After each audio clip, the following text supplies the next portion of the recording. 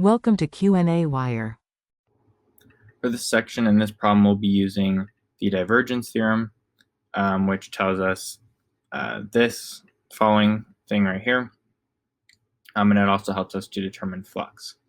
So to find the divergence of F, we take the partial derivative of P with respect to X plus the partial derivative of Q with respect to Y plus the partial derivative of R with respect to Z. And what we end up getting as the divergence of F, it's equal to 0 plus 0 plus 1, which is just obviously equal to 1. So when we look at our formula now, it's just going to be 1 dV. dV can be written as, in this case, we're going to be using polar coordinates.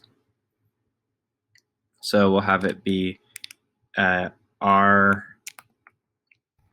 dz dr d theta. When we look at the bounds, what we'll have is for theta, it'll be 0 to 2 pi, which is fairly similar from what we've seen previously. The radius will be 0 to 1, and then z will go from 1 to 2 minus r squared. Then the d theta can be moved right here. This will obviously just be 2 pi. The r can be moved here.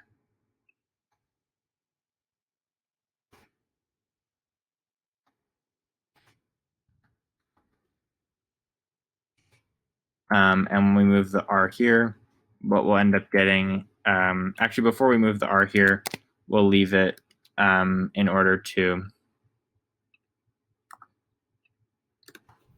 calculate it with this upper bound right here. So when we do this, we'll have ZR evaluated at this upper bound subtracted by the lower bound, which will end up giving us 2 pi times the integral from 0 to 1 of r minus r cubed dr. Then this will be r squared over 2 minus r to the 4th over 4, evaluated at 0 and 1. This will be 1/2 minus 1/4, which we know will be 1/4. So we'll get 2 pi over 4, or the same thing would be pi over 2. And that would be the flux through the paraboloid. This would just be the flux through the circular disk, though. And we also need, this is the flux through all of it. We just want the flux through the paraboloid. So we see that the flux through the disk is going to be modeled by the integral, the double integral of f dot a negative constant k dA, because it's going downward. So then what we'll end up getting is just z like that. Since all the points on the disk we have is 1, z equals 1, that'll be 1 here. And the area of the disk we know to be, based on the fact that the radius is 1, this will just be negative pi, because it's a pi r squared, so negative pi. So all we'll have to do now is take the flux. In order to get the flux through paraboloid, we'll take the total flux and subtract the flux through the disk.